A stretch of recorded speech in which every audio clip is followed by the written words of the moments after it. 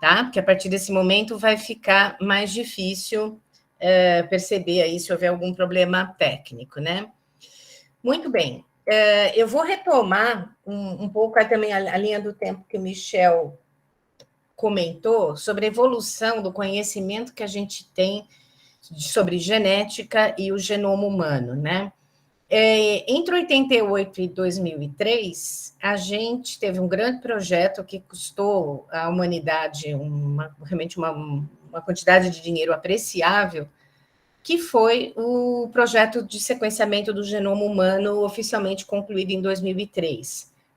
A gente pode achar esse custo elevado, mas o impacto deste projeto na genética e na medicina é enorme, porque hoje a gente tem uma sequência completa de referência do genoma humano, em cima da qual a gente faz a comparação dos indivíduos que têm doença genética com essa sequência de referência, e essa sequência permite a gente concluir, ou ajuda a gente a tentar decifrar se o indivíduo que tem uma alteração no material genético, se ela explica a sua doença hereditária, pode ajudar as famílias a entender os riscos de ocorrência de uma doença genética na família.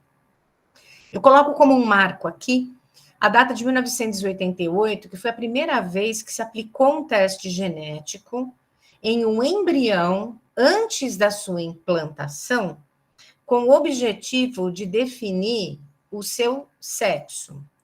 E isso foi feito só pelo gostinho de poder escolher o embrião que o casal desejava ter? Não, na verdade, isso foi feito para prevenir a repetição de uma doença hereditária de herança ligada ao cromossomo X, que quem se lembra da genética afeta primordialmente os indivíduos do sexo masculino. Então, nesse caso, foi feito para se escolher na implantação embriões do sexo feminino que não teriam risco de apresentar doença genética. Também eu coloco aqui uma data importante, no sentido de que essas preocupações sobre o futuro do uso da informação genômica humana está muito bem retratada no filme Gattaca, que a gente passou para todo mundo como lição de casa tentar assistir. E, finalmente, a gente tem um cenário hoje, nos dias de hoje, né, de 2020 para cá, e que a gente consegue sequenciar um genoma humano inteirinho por algo perto de uma taxa aí de $1.000 por aí, e que tem tornado o sequenciamento de um genoma uma ferramenta muito importante do ponto de vista das suas aplicações médicas, né, suas aplicações clínicas. Muito bem. Retomando também alguns pontos que o Michel levantou. O que a gente consegue saber hoje, fazendo testes genéticos e sequenciando o genoma das pessoas? A gente consegue, com razoável precisão, identificar ou um gene ou uma região cromossômica alterada que pode causar a mim ou trazer à minha família, aos meus descendentes, doenças hereditárias. E, de um modo geral, essas alterações genéticas que a gente identifica, ou alterações cromossômicas, elas costumam causar doenças hereditárias, a maioria delas é muito rara, muito graves, e muitas delas sem tratamento, né? Eu queria deixar claro que tratamento para doenças hereditárias é um repertório muito restrito, que teria tratamentos disponíveis. Nós conseguimos identificar algumas variações na nossa sequência genômica que pode aumentar a minha probabilidade de ter uma doença ou uma característica frequente que a gente diz que é de caráter multifatorial. Por exemplo, a doença coronariana, o diabetes tipo 2, certos tipos de câncer, doença de Parkinson, doença de Alzheimer e coisas assim. O Michel explicou que essas correlações, embora possam ser boas e significativas do ponto de vista estatístico, existem limitações quando a gente transfere os resultados dessas associações feitos com populações de ancestralidade diferente. E ainda nós não temos a menor capacidade de fazer previsões precisas a respeito da inteligências, talentos e personalidades das pessoas, olhando para a sua sequência genômica, porque a gente conhece muito mal o quanto dessas características teriam base hereditária e a gente também não conhece quais seriam os fatores hereditários. Então, a gente não tem esse poder nos dias de hoje. Muito bem, eu vou falar de desafios éticos relacionados a essa informação genética, principalmente na prática do aconselhamento genético, que é uma prática muito importante dos serviços de saúde. E o fim da minha fala, vou falar um pouquinho a respeito da questão dos testes genéticos diretos ao consumidor e possíveis implicações da ancestralidade aí nessa história. Então, a primeira coisa que eu acho que seria legal é definir o que é aconselhamento genético. Acho que muitos daqui são da área da saúde, mas talvez nunca tenham tido contato com essa atividade na sua prática profissional. A gente, de um modo bem resumido, diz que aconselhamento genético é um processo de orientação, de educação, ou mesmo de informação a respeito do diagnóstico, do impacto e o risco da ocorrência ou da recorrência de doenças genéticas numa família. Normalmente, o processo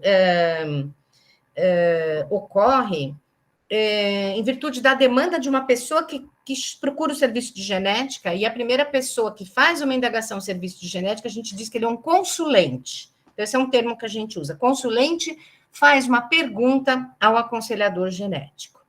Muito bem. Existe uma definição de aconselhamento genético muito abrangente e muito bem aceita para os, digamos assim, para os profissionais dessa área, e essa definição foi proposta pela Sociedade Americana de Genética Humana em 75.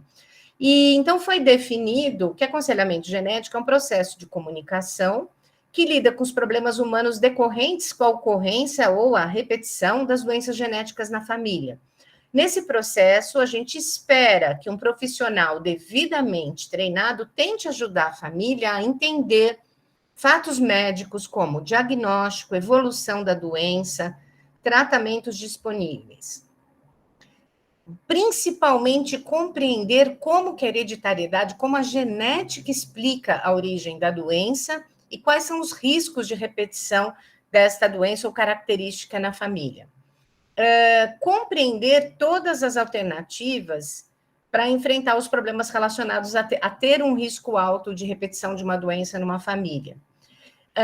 O profissional procura ajudar a família a escolher uma ação apropriada, tendo em vista os seus padrões de religiosos, éticos, né, e seus antecedentes nessas questões. Finalmente, procura apoiar a família na adaptação à presença da doença, ou então a família se adaptar à notícia de que tem um risco de repetição alto da doença genética na família. Então, um profissional de aconselhamento genético tem que ser um profissional de saúde devidamente treinado com essas capacidades de conseguir oferecer esse tipo de suporte a uma família na qual ocorre uma doença genética.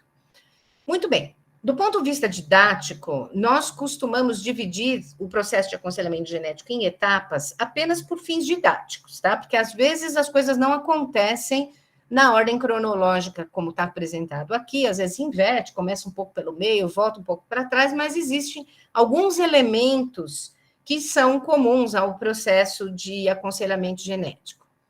Muito bem. Para eu poder dizer para uma família que nela está ocorrendo a doença A, que o mecanismo da doença A é, por exemplo, o autossômico recessivo, o autossômico dominante, etc., e é a partir daí calcular o risco disso acontecer de novo, para fazer isso com precisão, é muitas vezes necessário que eu tenha o diagnóstico preciso da doença. Saber qual doença genética se trata é muito importante para a gente poder inferir quais seriam os riscos de repetição da característica na família. E esse diagnóstico, a gente chega a esse diagnóstico combinando elementos de diferentes fontes. Primeiro, o histórico clínico, o histórico médico do indivíduo. Como que ele nasceu, o que foi que aconteceu, quando surgiram os primeiros sintomas, como que evoluíram esses sintomas. Isso é crucial, né, para a gente definir que doença se trata.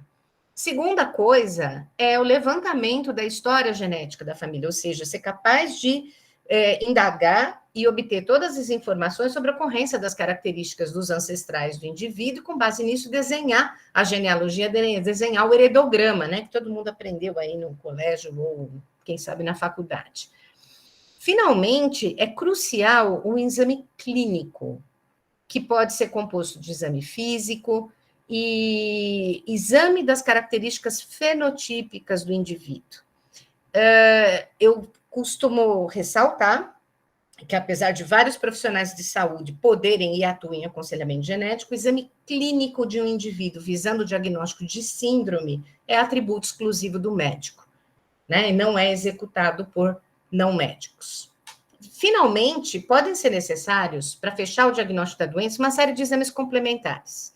Esses exames podem ser clínicos, laboratoriais, é o exame de urina, o exame de sangue, ele pode ser um raio-x, ele pode ser uma tomografia, uma ressonância, mas tiveram um papel crucial no desenvolvimento do conhecimento que a gente tem das doenças genéticas e no seu diagnóstico, os estudos cromossômicos, o exame mais clássico é o exame do cariótipo, e uma série de estudos moleculares que a gente faz hoje, principalmente com a molécula de DNA, mas também pode usar outras moléculas como RNA e proteínas, que fazem com que a gente chegue a descobrir qual é a alteração do material genético com o indivíduo, quer seja na escala cromossômica, quer seja na escala do DNA, que acarreta a característica genética que ele tem.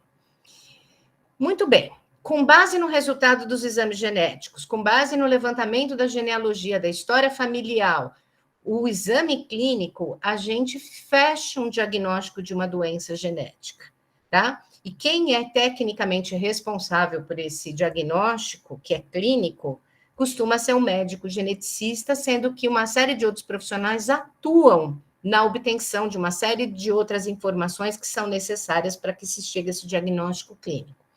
Se eu consigo chegar corretamente, qual doença genética é, qual síndrome é, muitas vezes já é conhecido o mecanismo de herança atrelado a ela.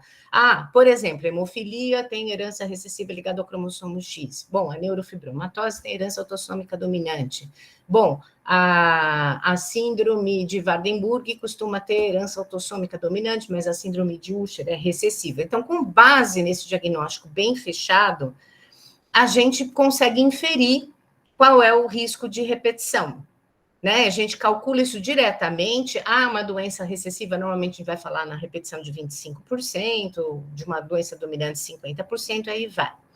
Então, o geneticista, então, ele vai fazer essa estimativa de risco, essa estimativa da probabilidade da doença repetir na família, e ele parte para aquilo que a gente chama de comunicação do risco genético. Aí, toda talento e toda criatividade é necessário, porque faz parte desse processo você explicar para a família o mecanismo de transmissão da doença para que eles compreendam o porquê daquele risco que está lhe sendo dito. Por que é 25%? Por que é 50%?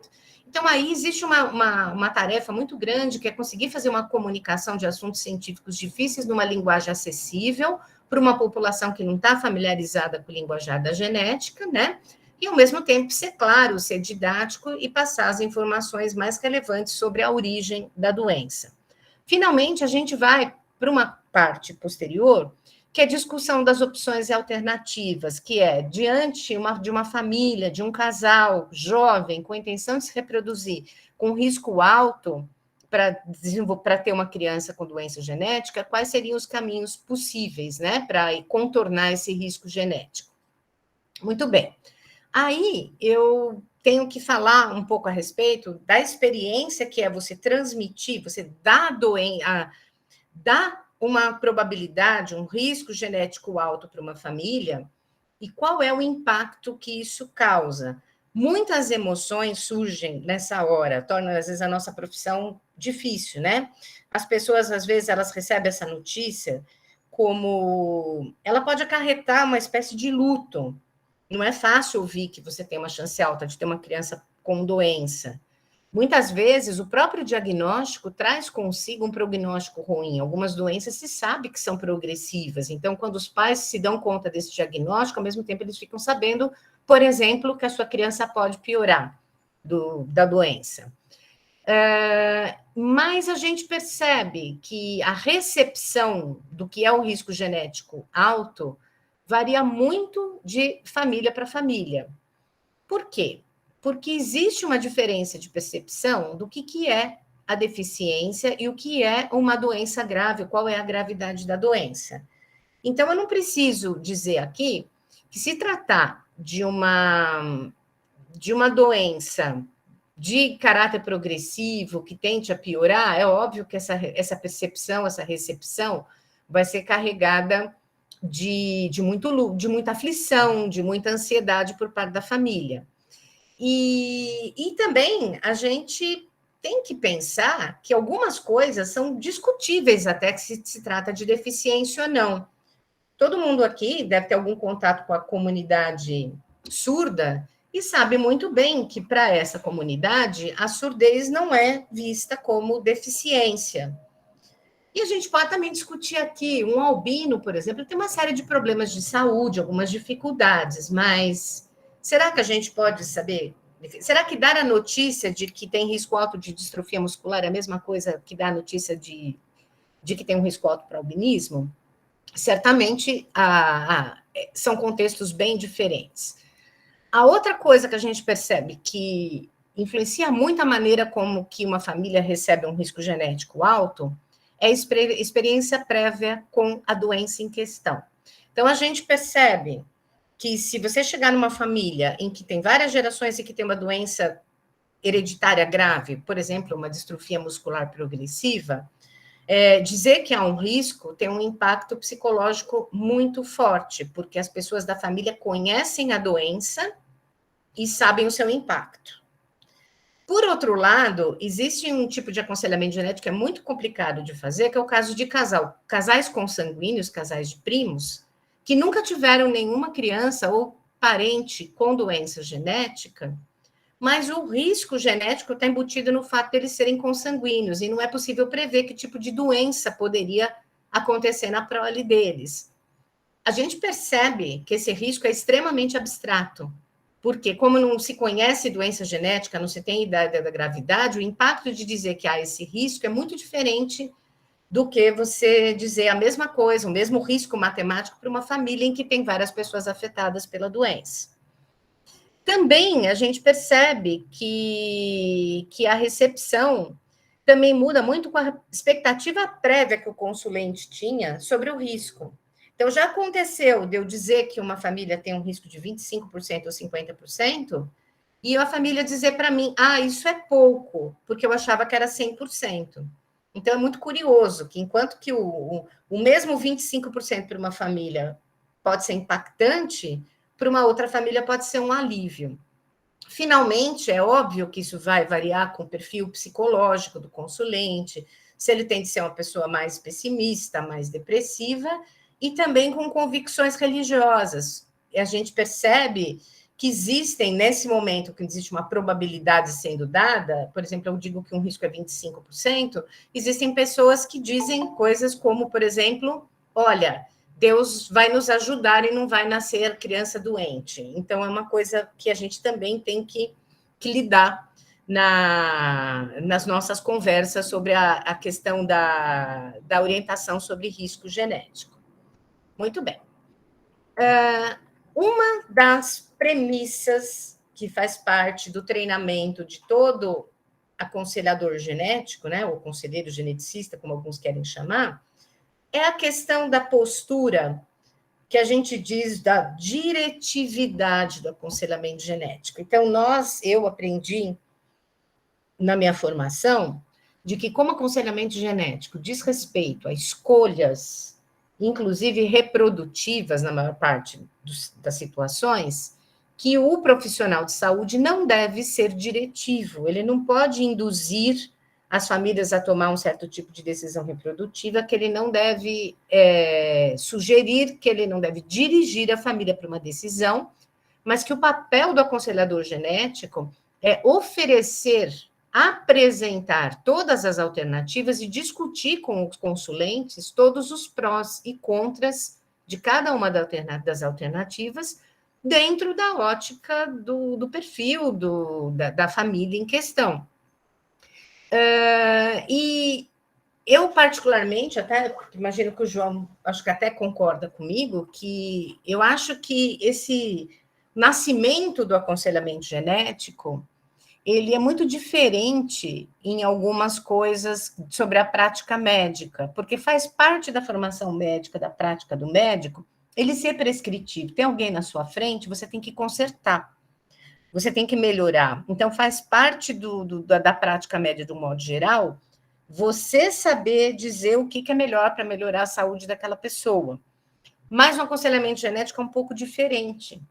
tá? Nossa orientação, a nossa formação nos leva a uma prática um pouco diferente, menos prescritiva e mais voltada para a autonomia dos consulentes. Da onde eu deduzo, João, que talvez essa vertente, digamos assim, essa propriedade do aconselhamento genético pode estar inspirada em princípios, né, na base da autonomia, do indivíduo tomar decisões e ninguém tomar decisões por ele.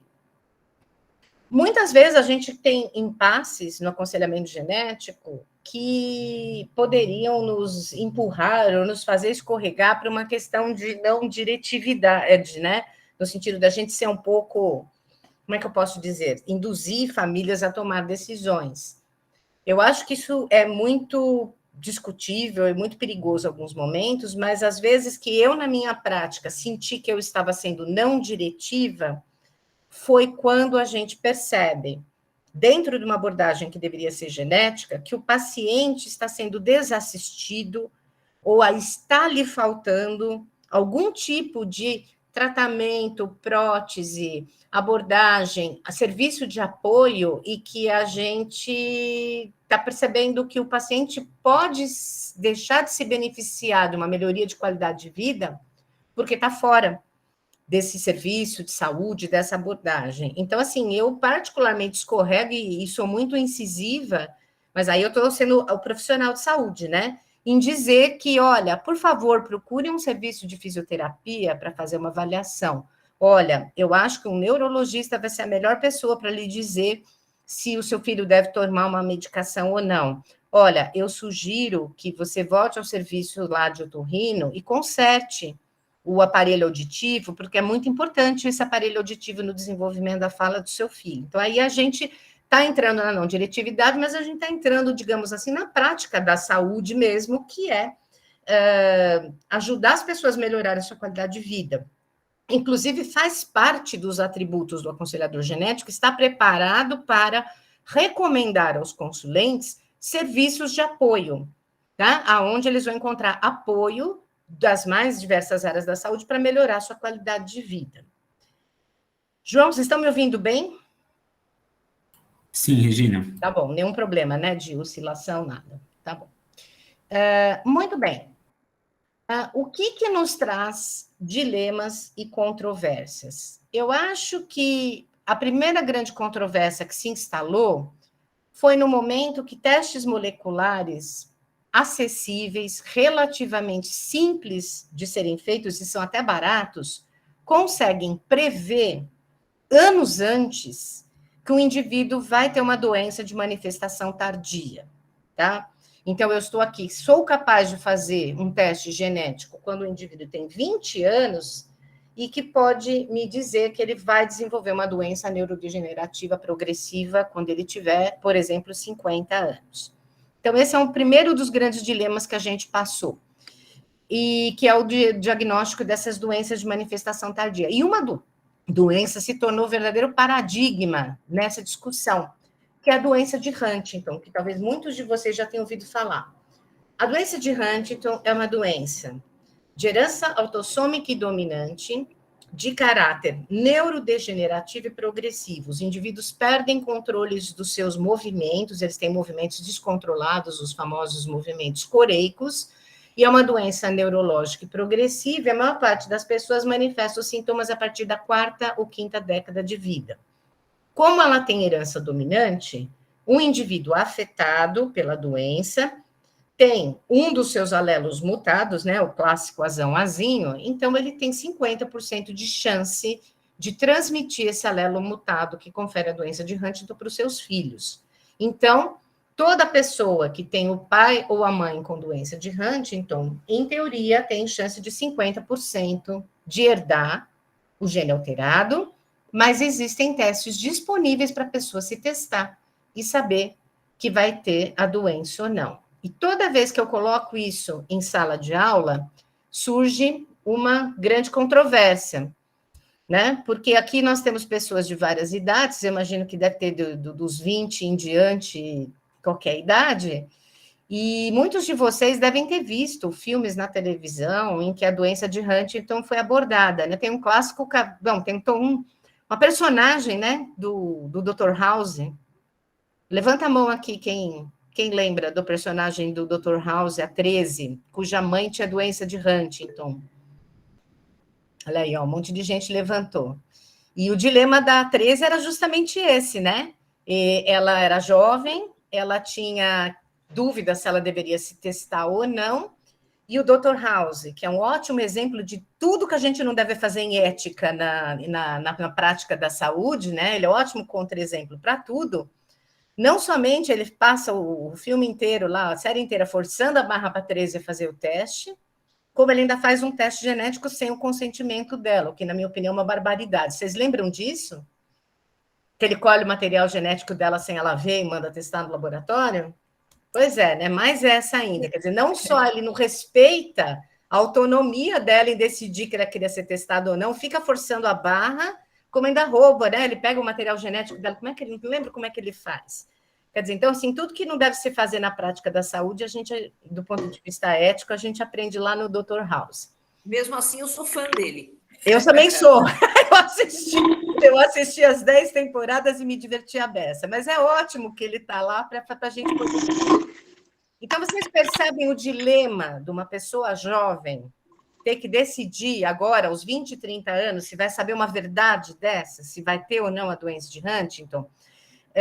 Então, tem opiniões muito diversas entre os estudantes jovens. Há alguns que defendem que gostariam de fazer esse teste, porque gostariam de planejar a própria vida, financeiramente, profissionalmente. Outros disseram que gostariam de planejar a vida quanto à reprodução, no sentido de que não gostariam de transmitir o alelo alterado para os seus filhos, né? E gostariam de ser testados cedo, antes de se reproduzir. E outras pessoas que respondem que, olha, eu não queria saber disso de jeito nenhum, porque se eu souber que eu vou ter uma doença daí a 30 anos, eu vou passar minha vida inteira escutando os sintomas, esperando os sintomas, e eu vou sofrer a minha vida toda com isso. Então, realmente, a doença de Huntington é um paradigma para essa discussão, porque ele mostra que não basta ter um teste genético acessível, inclusive barato, tá? Para que a gente saia fazendo o teste, distribuindo, testando todo mundo de uma família indiscriminadamente e saia distribuindo resultados pelo correio, tá? O que é uma falha ética muito grave, porque esse tipo de decisão, fazer um teste genético ou não, ela deve ser feita mediante o que a gente chama de um aconselhamento pré-teste, e que o indivíduo tem que estar consciente de todos os prós e contras de fazer o teste, e estar psicologicamente preparado para fazer, e um aconselhamento pós-teste, onde o profissional vai dizer para ele todas as implicações de ter um resultado positivo ou negativo em relação ao teste. Fala, Cida. A Cida levantou Qual que é a incidência da Huntington? É muito alta? Ai, sei lá, eu chuto algo da ordem de entre 5 mil, 1 para 10 mil. Preciso colar no Google, Cida. Pode colar para mim, não lembro, tá? Tá bom. Esses números, para mim, são difíceis. É tanta doença que a gente estuda que os números fogem. Vai, algo da ordem de 1 a 5 mil, 1 para 10 mil. Tá? Muito bem. Então, nós vamos voltar a essa questão. Então, em virtude dessas questões da manifestação das doenças posterior, existe um consenso entre os geneticistas que a gente não deve testar crianças para essas doenças. A gente não testa crianças que não estejam ainda maduras para tomar essa decisão e que os pais não devem decidir sobre o teste por seus filhos, que a gente deve esperar essas pessoas chegar a uma idade adulta, vai ser lá por volta dos 18, e nós vamos esclarecer essa pessoa, esse consulente, para que ele tome uma decisão muito bem informado. Então, a gente evita testar. Situação similar acontece também com algumas formas de câncer hereditário. Nem todo câncer hereditário, dos casos de câncer, a gente tem mais ou menos que 10% vão estar dentro de famílias que a gente chama de famílias de risco genético mais alto, que seriam formas que são transmissíveis na família. E para esses existe uma porção de testes genéticos que podem ser aplicados e podem de certo modo, dizer se o indivíduo está altamente predisposto a desenvolver um certo tipo de câncer. E aqui é impossível falar disso sem falar da Angelina Jolie. Angelina Jolie fez o que a gente chama de mastectomia radical das duas mamas, ela tirou as duas mamas ainda muito jovem, porque ela fazia parte de uma dessas famílias de alto risco genético de câncer de ovário e mama. Ela perdeu a mãe, acho que perdeu uma irmã, muito jovens com essa doença, e ela toma, mediante um teste genético que indicou que ela era alteração, que ela tinha uma alteração genética, acho que é no gene, no BRCA1, BRCA1, ela decidiu remover as duas mamas de modo preventivo. Eu confesso que eu particularmente fiquei assim, surpresa com a decisão dela, tentei me colocar no lugar, se eu teria coragem de fazer a mesma coisa ou não, mas é uma decisão, digamos assim, né, respeitável, né, dado o medo que ela deve ter de morrer do câncer que acometeu tantas pessoas da família dela. Por um lado, é impactante, né, essa questão da mastectomia radical, mas parece que o fato da Angelina Jolie ter divulgado, tornado o seu drama público, teve uma contribuição muito grande no sentido de que o maior número de mulheres passou a fazer exames regulares de prevenção do câncer de mama. Então, tem o lado benéfico, digamos assim, a celebridade expor o seu drama, o seu dilema, né?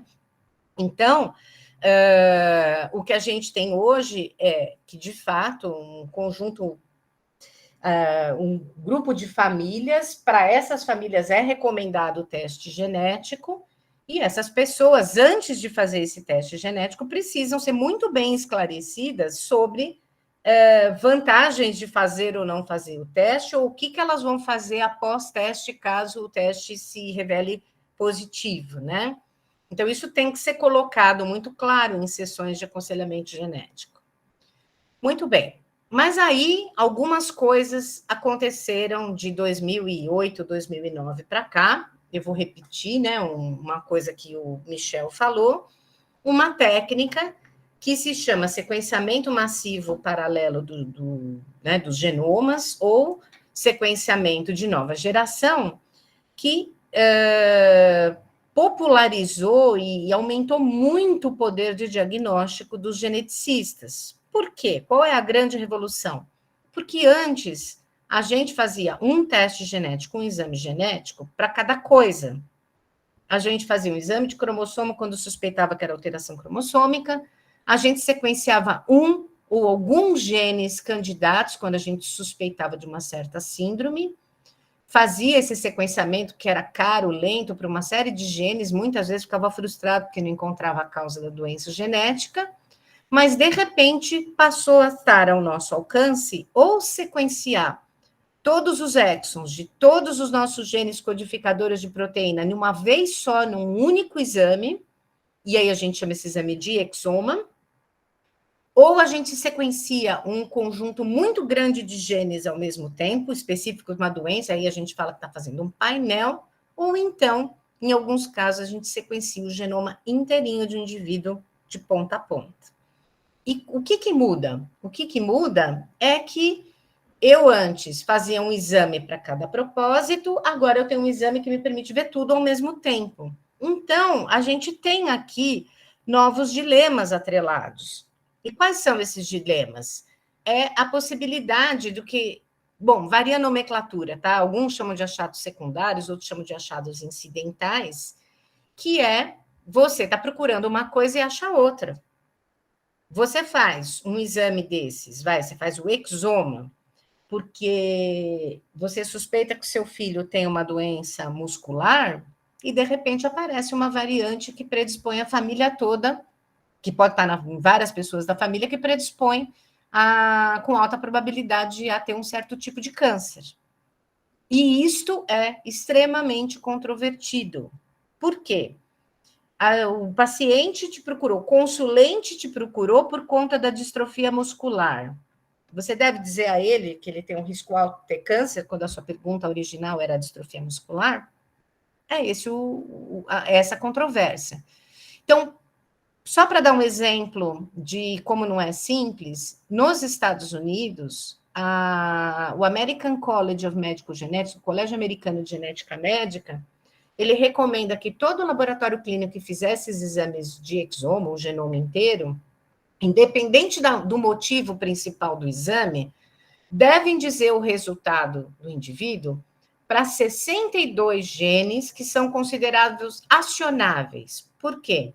São genes que, quando alterados, eles podem acarretar ou uma susceptibilidade elevada a câncer, ou uma série de problemas, muitos dos fenótipos são cardíacos ou circulatórios, que aumentariam o risco do indivíduo ter certas doenças da circulação ou do coração, que deveriam requerer acompanhamento mais intenso. Então, pelo fato de que esses genes alertam sobre a necessidade de um acompanhamento médico, talvez um pouco mais detalhado, a Associação Americana recomenda que se diga o resultado nesses 62 genes. Mas, por outro lado, a Associação Europeia de Genética Humana, European Society of Human Genetics, orienta num documento que a gente não deve reportar os outros achados, não, que o resultado do exame deve ser voltado para o motivo pelo qual o exame foi pedido, e que só vamos dizer coisas a mais mediante alguma necessidade extra ou uma justificativa por parte do profissional de saúde para que se olhem outras coisas que não sejam aquele motivo principal do exame. Olha, é uma controvérsia grande, tá? Então, assim, a gente poderia ficar a noite inteira aqui discutindo sobre isso, talvez não chegar realmente a um consenso, tá? Muito bem. Outros dois assuntos que são difíceis de abordar no aconselhamento genético e que muitas vezes a conversa sobre o alto risco genético e maneiras dos casais que desejam ter filhos quererem evitar conceber uma criança com uma doença, esses assuntos têm que vir à baila, que é o diagnóstico pré-natal e o diagnóstico pré-implantação ou pré-implantacional. E eu vou explicar para vocês, em algumas palavras, o que é o diagnóstico pré-natal, tá?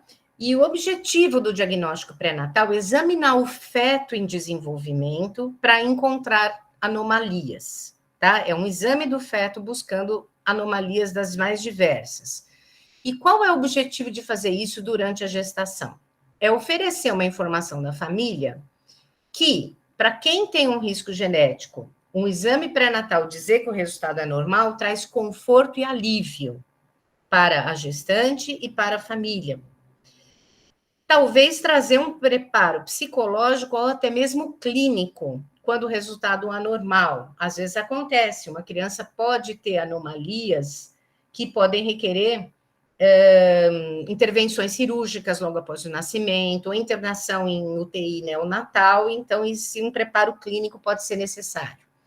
Ou então a família, o casal, chega a considerar a possibilidade de interromper a gestação, no caso do feto ser afetado por doença incurável.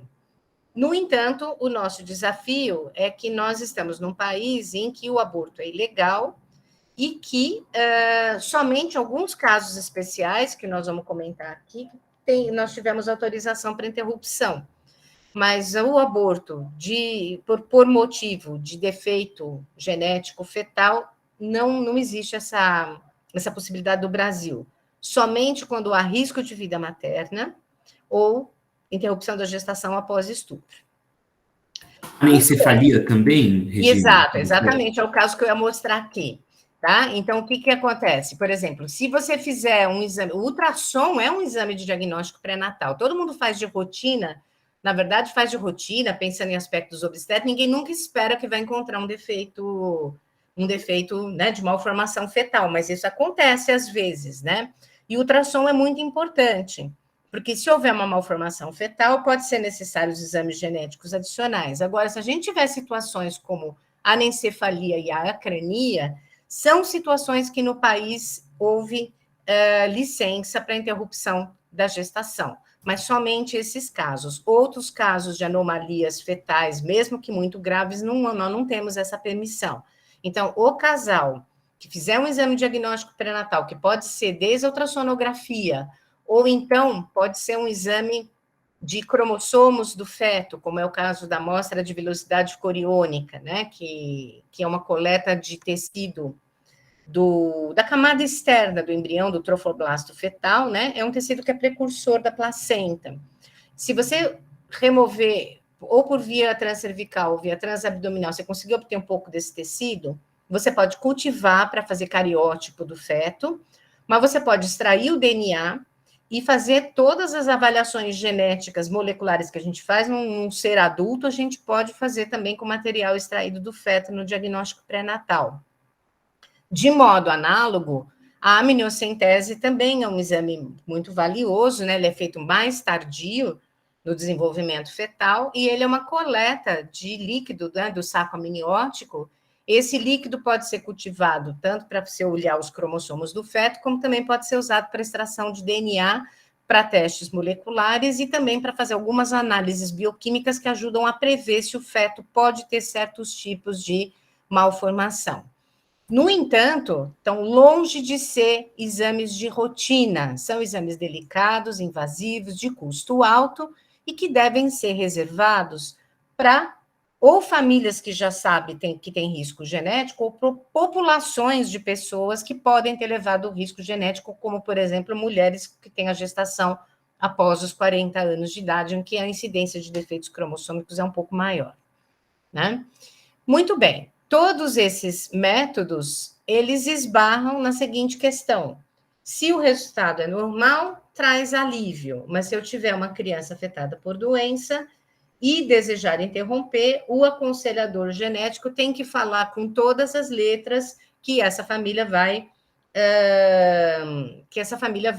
lidar com essa questão da interrupção da gestação, que é ilegal no Brasil, que se forem decidir por uma interrupção, que ela será clandestina no nosso país, né? Muito bem, mas nem todo cenário pode ser tão aflitivo, né? Para algumas famílias, a gente já está conversando na prática do aconselhamento genético sobre uma outra possibilidade, que é o diagnóstico que a gente chama de pré-implantacional. Então, por meio desse pré-implantacional, pré-implantatório, eu não sei, cada um chama de um jeito. Por meio dessas metodologias, um casal que deseja ter filhos e tem antecedentes, tem um risco genético de doença já conhecida, devidamente identificada na família, esse casal se submete à fertilização assistida. Na fertilização assistida são gerados sempre muitos embriões e se rouba uma ou algumas celulinhas, ou do corpúsculo polar, ou do blastômero, ou então algumas celulinhas da fase posterior do blastocisto, e se faz um diagnóstico molecular de uma doença genética específica, tá? E com base nos resultados dessa avaliação, se escolhem para implantação somente os embriões que não têm a característica genética, tá? Então, e permite uma seleção. Esta prática, então, permite que casais, mesmo tendo alto risco genético, 25%, 50%, possam escolher gerar descendentes sem a doença genética, né? E o que é complicado sobre todas essas coisas? Na verdade, é o alto custo, tá? A falta de disponibilidade de serviços, tanto do diagnóstico pré-natal como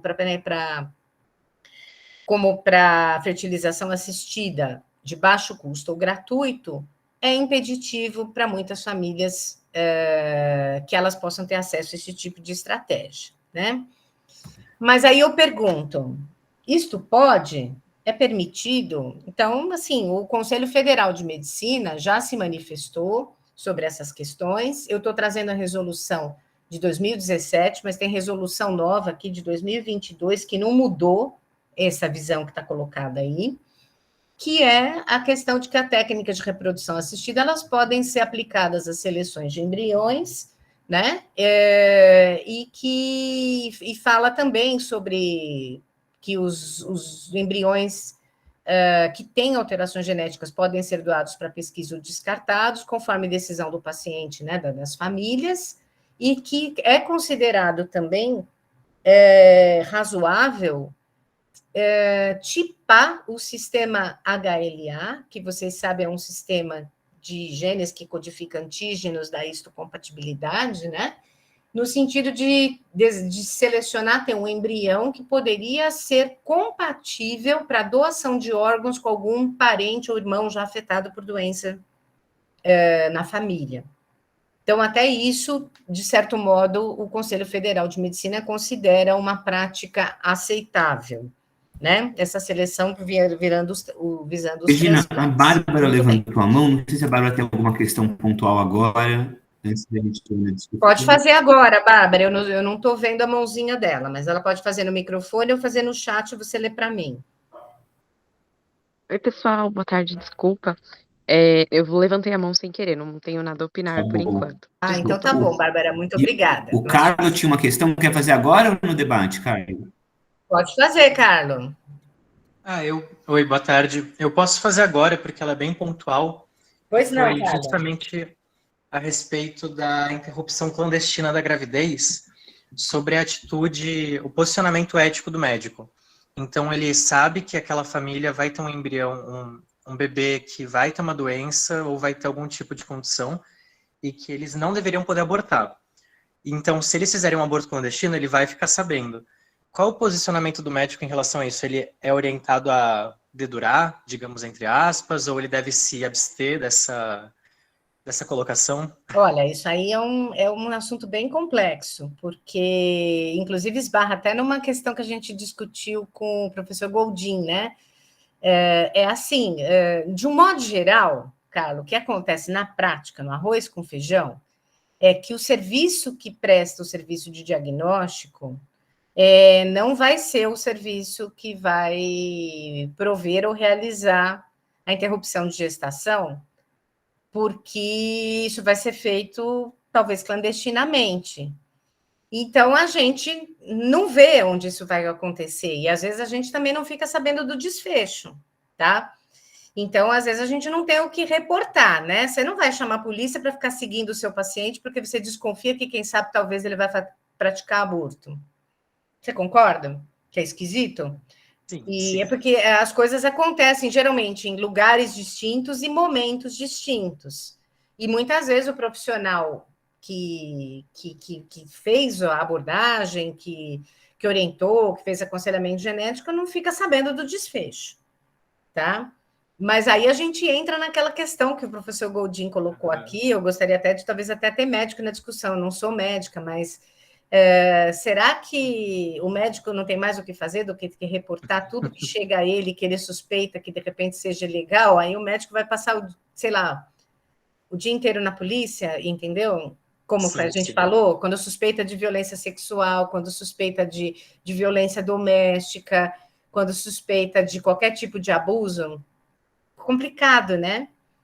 Sim, porque com se certeza. O médico se colocar com uma posição de delator, você acaba muitas vezes afastando pessoas que precisam ser acolhidas e fazendo elas correrem do serviço médico, do medo de que elas podem ser denunciadas, né? Eu acho um assunto super complexo esse que você está colocando, tá? Fala, João. Não, é só um comentário, já que a gente abriu até para delações no geral, eu fico pensando que quando a pessoa está internada, quer dizer, alguém que esteja dentro de um hospital, aí talvez a notificação compulsória, não no caso de um aborto, né, mas de agressão, aí toma outro aspecto. Exato, toma outro aspecto, mas aqui não, né? A pessoa não está internada, né? Ela recebeu um laudo. Caso. É uma pessoa que você pega um laudo e entrega para o obstetra dela, muitas vezes. Muitas vezes você repassa o caso. Geralmente é um obstetra que te pediu esse exame, que pediu para aconselhamento genético para fazer, você explica, às vezes você entrega o laudo e esse laudo é repassado para o obstetra. Então, assim, é um pouco em outro lugar, em outro momento, e normalmente, desculpa, o abacaxi acaba caindo na mão do obstetra, né? Para ser bem claro. Tá? A peteca, a complicação cai na mão do obstetra, que vai ter que lidar com isso, tá? Porque às vezes a gente não fica nem sabendo do desfecho, tá? A Cida perguntou, não sei se você viu, Regina, se esses testes, acho que o diagnóstico genético pré-implementacional é feito pelo SUS. Então, na verdade, não. Tá? Na verdade, não, porque entra toda numa lógica da fertilização assistida que não é coberta pelo SUS. O que a gente pode ter, eu já me informei, tem alguns serviços de hospitais universitários, hospitais escola, que oferecem a fertilização assistida, pouquíssimos gratuita, algum a baixo custo, e às vezes, com sorte, o paciente consegue a parte genética com baixo custo, ou alguma coisa assim, tá? Mas, assim, dizer que é coberto pelo SUS, de ponta a ponta, muito difícil. Se não for raríssimo, tá?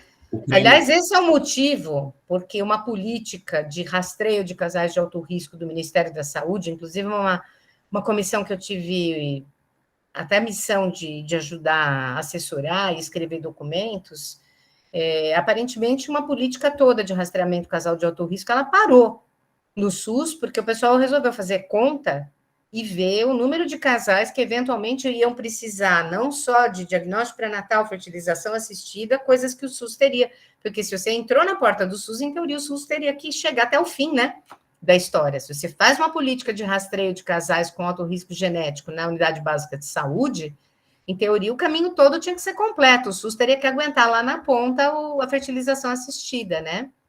Então, isso fez com que muitas políticas relacionadas à genética no SUS provavelmente não progrediram ou se desaceleraram nos anos recentes, pelo seu próprio alto custo, né?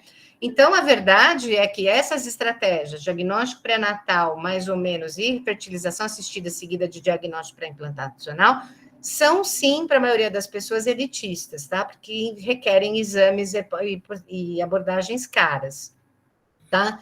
De vez em quando, a gente, na nossa experiência de um serviço que recebe muito paciente de público, nós conseguimos, de colegas nossos da área de medicina fetal, atenderem e fazerem exames gratuitos de pura generosidade no seu serviço, às vezes até particulares, compreendendo que era uma família carente, com alto risco genético, que aquilo podia ser feito, tá? Fazendo assim do modo assistencial.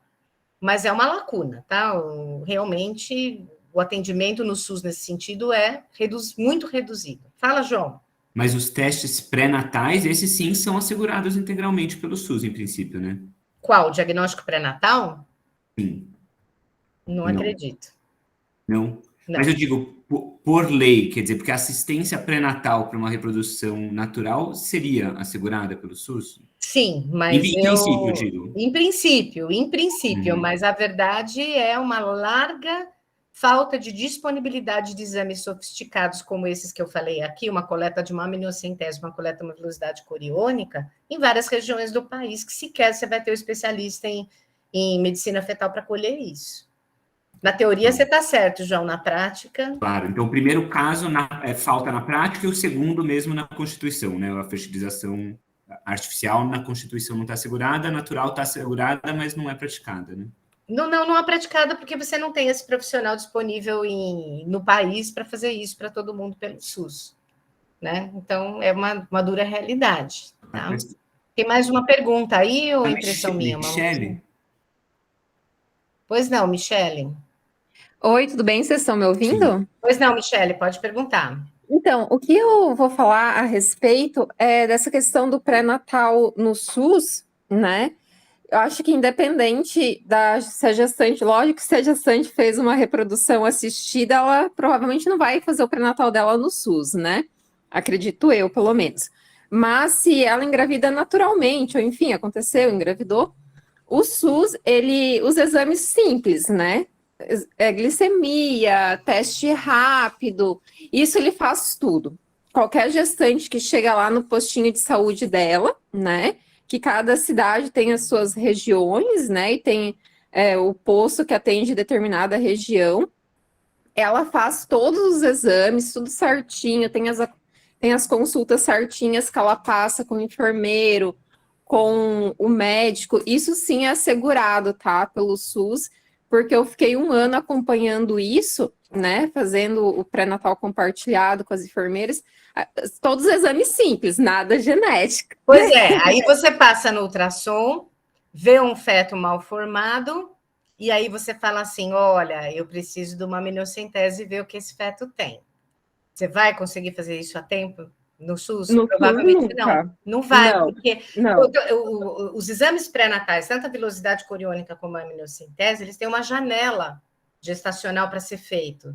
Então, não tem essa de marcar para daqui a 4 meses, que daqui a 4 meses a criança nasceu, entendeu? Ou então é inviável interromper uma gestação, caso a família deseje. Então, é assim, tá na teoria, tá no papel, Michele, mas a gente sabe que se for referir uma gestante do interior de um estado que não tem um serviço de genética de referência, for referir para vir fazer um hospital de referência, mas que vai demorar tanto tempo que vai perder essa janela. Não consegue, não. Mesmo no grande centro, não vai conseguir. É só os exames simples mesmo. Só isso que eu queria colocar. Que é só na teoria, tá lá, João. Na prática, não. É só os exames simples mesmo. E assim, só. E o que é legal do SUS ali, né? Dessa parte do pré-natal simples, óbvio, né? Que é muito importante. Nossa, previne tanta coisa. Não, e assim, que eles também fazem do parceiro. Então, eles fazem todos aqueles testes rápidos de sífilis, né? Hepatite, super importante. HIV, super eles fazem no parceiro da pessoa também. É só o parceiro ir lá e fazer, né? Era só isso mesmo. Eu vou deixar você continuar a sua aula. Muito obrigada. Muito obrigada pela colocação, Michele. Muito obrigada. Muito bem. Agora, eu estou aqui falando de diagnóstico pré-natal, possível interrupção de gestação, diagnóstico pré-internacional, seleção de embriões, e a gente tem o quê? Um país em que você tem que levar em conta que você tem uma diversidade enorme de pessoas, inclusive com as suas convicções religiosas. Nós temos religiões para as quais a interrupção da gestação é inadmissível.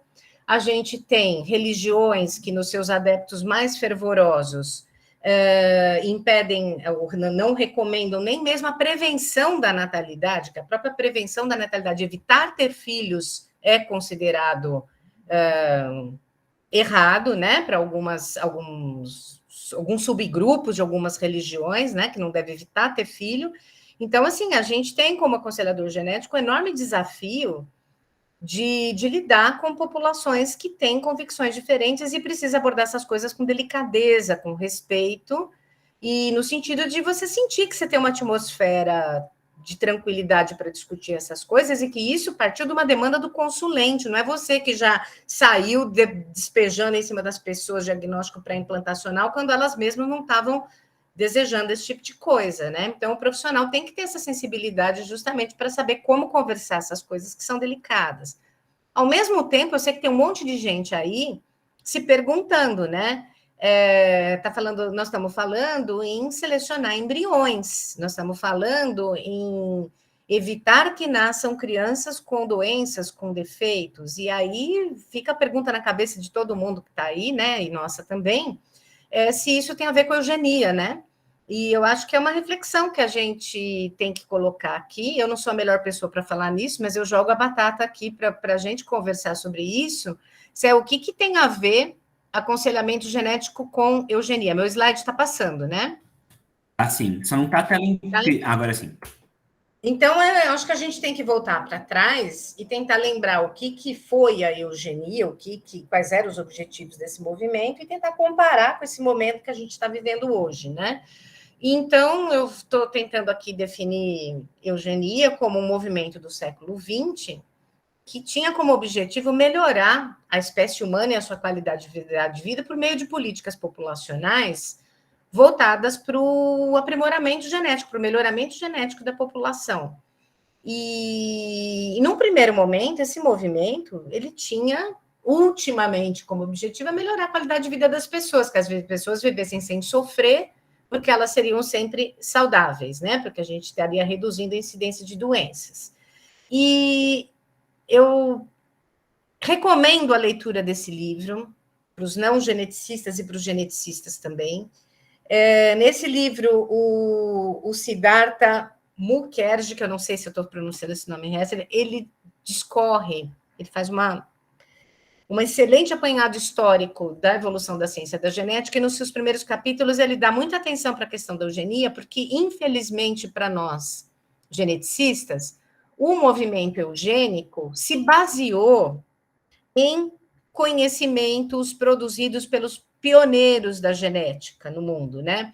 A gente tem no começo do século XX digamos assim, um florescimento da genética, e alguns princípios da genética, principalmente os relacionados com a herança quantitativa e as características, né, multigênicas, eles meio que foram a base teórica para justificar uma série de coisas esquisitas que foram consequência desse movimento eugênico, né?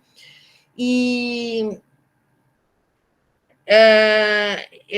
aí vocês veem, como são conhecedores da história da Segunda Guerra Mundial, que uma série de atrocidades foram cometidas, né, por humanos contra humanos, sob essa pseudo-justificativa de que algumas pessoas são melhores do que as outras, que algumas raças são melhores que as outras, então, para limpar a espécie humana, isso justifica exterminar certas pessoas ou certas características da população.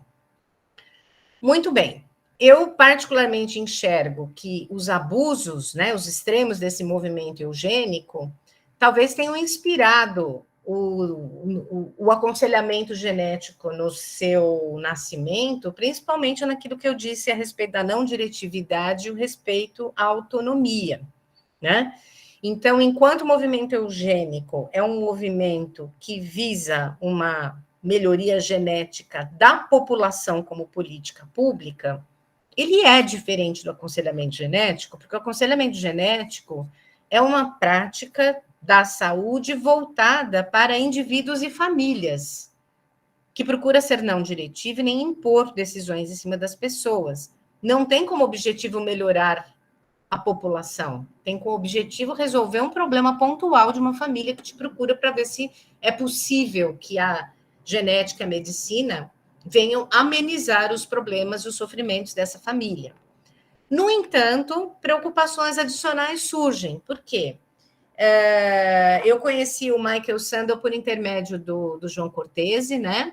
Por textos que o próprio João recomendou para a gente aqui nesse curso, e ele tem colocações, ele tem um livro muito interessante, que é esse que se chama Contra a Perfeição, a Ética na Era da Engenharia Genética, e ele coloca que nessa era do genoma, o discurso da eugenia está sendo revivido não só como, assim, não exatamente como um melhoramento populacional, mas ele cria o termo chamado eugenia liberal, que seriam melhoramentos genéticos não coercitivos, não restringiriam a autonomia da criança, mas aqui a gente acaba tendo uma espécie de um projeto que não inclui uma intervenção direta do Estado, e aí ele chama de eugenia liberal, mas na qual os pais poderiam, eventualmente, escolher os tipos de filhos que deveriam ter, e que, infelizmente, pelo que eu coloquei aqui,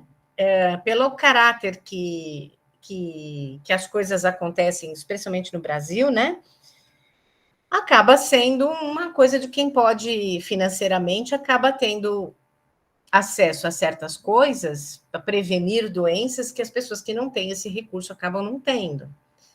Então, eu acho que esse texto do Sandel vai muito nessa linha, né? No sentido de que talvez a gente vai criar castas de pessoas privilegiadas economicamente, que não serão acometidas mais por certas doenças, enquanto outros não vão poder ter esse luxo. João, você concorda com o que eu estou falando?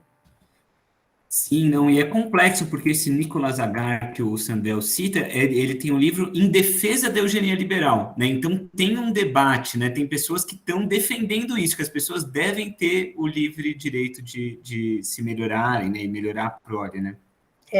E aí a controvérsia pega fogo. Eu gostei dessa frase que eu transcrevi aqui.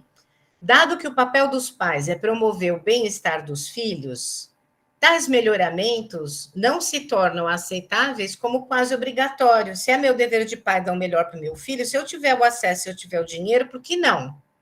Né? Por que não fazê-lo? Então, é um debate realmente em aberto, né? Eu, particularmente, sou sonhadora, eu não gostaria que isso fosse um debate, mas eu gostaria que houvesse uma sociedade que desse acesso a exames preventivos, a exames corretivos, seja lá o que for, ou até mesmo, no caso, seleção de embriões, para quem quiser igualmente, independente do status socioeconômico, né? Bom, mas é um tema quente para debate. Muito bem. Mas, por outro lado, a gente também tem que levar em conta, que é uma coisa que eu coloco, mas será que essa culpa é da genética só? Será que a gente já não está fazendo isso com características não genéticas, quando a gente pensa o quanto que as pessoas gastam ou com cirurgias de caráter estético, ou, no fundo, quem está lá todo malhando, todo bonitão na academia, está querendo ficar bonito, sarado, saudável, também não está sendo uma espécie de vítima de uma ditadura de perfeição e de estética, e que não é só culpa da genética, mas de repente é todo mundo que a gente está vivendo, que de certo modo é difícil e intolerante com quem não está dentro dos padrões estéticos e de perfeição. Então, fica aqui a minha reflexão sobre essa questão. Muito bem. Finalmente, eu queria, só para deixar vocês intrigados, dizer que existe um químico, biologia molecular, e eu li uma reportagem aqui em 2019, o indivíduo se chama George Church, e que é uma pessoa que está relacionada com esse diagnóstico de alterações genéticas em pessoas, né, sobre triagem de defeitos genéticos, e ele propõe um produto genético que seria uma triagem dos indivíduos com base no material genético de quais genes recessivos escondidinhos eles teriam. E que isso seria acoplado a um aplicativo de encontros, né, românticos, tipo Tinder, de modo que o Tinder, ou o equivalente, jamais colocaria para se encontrar e se conhecer duas pessoas, por exemplo, que fossem heterozigotos com o mesmo alelo recessivo e teriam um risco alto de ter filhos com uma determinada doença. Então, a proposta aqui é justamente evitar que essas pessoas sequer cheguem a se conhecer. E aqui ele disse que isso não é exatamente eugenia, porque nós não estamos forçando ninguém a fazer coisa nenhuma, mas as pessoas estão simplesmente aderindo a um programa que evitaria que elas encontrassem com as pessoas que teriam as mesmas alterações genéticas do que ela, evitando, assim, o risco genético. Um assunto para lá de quente para a gente conversar. Finalmente, para finalizar, eu queria falar um pouquinho sobre as polêmicas que a biotecnologia, né, que a tecnologia de edição genômica trouxe à genética humana. Muitos de vocês aqui do IB, estudantes de biologia molecular, já ouviram falar da técnica, né, de CRISPR-Cas9, que foi descoberta por volta de 2012, que conferiu, então, um prêmio Nobel de Química a duas mulheres, né, Emmanuelle Charpentier e a Jennifer Doudna. E eu coloquei aqui uma referência, um documentário da Netflix que eu acho excelente, da série Explicando o DNA Projetado. Vale a pena, porque é um documentário brilhante, que em menos de 15, 20 minutos, não só coloca muito bem o que é essa técnica, como também os dilemas éticos. Um de nossos palestrantes colocou a polêmica envolvendo o pesquisador chinês que modificou geneticamente 2 embriões humanos, né, para um gene que codifica o receptor do vírus HIV, e todas as sanções e punições que essa pessoa sofreu. Por quê? Porque não é permitido manipular o embrião humano por técnicas de edição genômica até agora. Por que que não é permitido? Não é porque a gente ainda não conhece, essa técnica não é tão precisa que a gente possa garantir que ela não tenha nenhum efeito colateral em outros genes, a não ser aquele que a gente deseja modificar. Né? Isso está muito pouco testado para que a gente possa arriscar aplicar isso em seres humanos. E tem implicações éticas óbvias, que é você não modificar células do corpo do indivíduo, mas você está modificando a linhagem germinativa de um indivíduo também. Ou seja, as alterações são passadas às gerações seguintes, o que é muito polêmico do ponto de vista bioético, né? O que eu queria dizer para vocês é que muitos pesquisadores estão trabalhando CRISPR-Cas9 no sentido de modificar o material genético de células doentes, de indivíduos doentes, como uma ferramenta de terapia gênica para tratamento de doenças.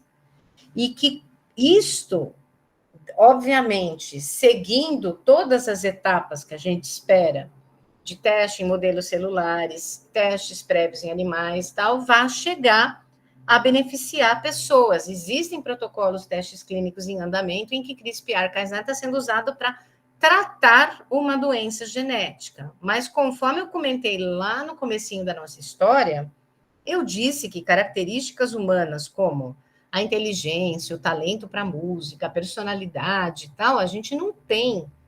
A gente não conhece o nosso material genético a ponto de manipulá-lo para conseguir produzir bebês turbinados do ponto de vista do talento, da inteligência. Nós não temos ainda esse conhecimento, que tornaria a manipulação genética do embrião por CRISPR-Cas9 ainda mais perigosa, né? Pelo desconhecimento que a gente tem da base genética de muitas dessas características.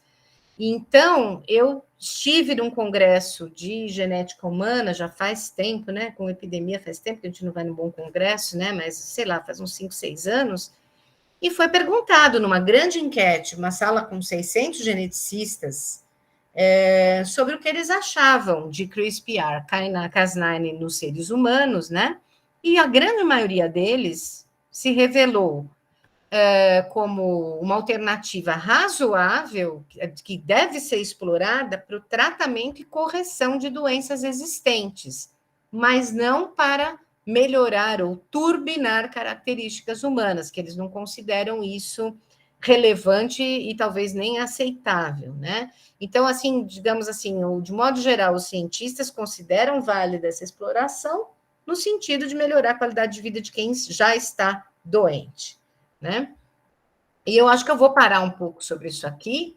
Eu acho que o Michel deu uma pincelada na questão dos testes genéticos diretos ao consumidor, e eu aqui coloco a minha preocupação, que ele colocou também, o fato de que muitas empresas comerciais estão disponibilizando testes genéticos que não são coisas do tipo, você tem uma grande exposição para ser um grande atleta, melhor você não comer muito pão, porque você vai ficar gordinho. Não, empresas como, por exemplo, a 23andMe nos Estados Unidos, já estão autorizadas a colocar num resultado direto ao consumidor, resultados que indicam alto risco de câncer, como de mama, de ovário, de próstata, e resultado que é acessível no seu celular, na ausência de um profissional de saúde para dar essa assessoria. Então, eu, como pessoa que me dediquei à tarefa do aconselhamento genético por muito tempo, fico extremamente preocupada de que as pessoas recebam no seu celular resultado de um teste genético que diz, por exemplo, que elas têm 80% de chance de ter um câncer de mama, um câncer de próstata, sem que elas estejam devidamente assessoradas por um profissional com treinamento e aconselhamento genético para explicar as implicações, tanto antes dela fazer o teste, como explicar as implicações de um resultado de um teste desse para a vida delas. Então, a mim, me preocupa a falta da figura do profissional geneticista na assessoria das pessoas que estão comprando certos testes direto ao consumidor, sem conhecer os seus impactos.